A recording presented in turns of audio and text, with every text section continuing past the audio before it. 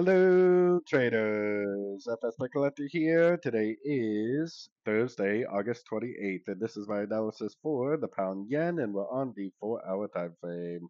So on the pound yen, I definitely think we're in a correction to the weekly time frame uptrend, but it seems to me like we need to go down to a little bit of a lower Fibonacci level.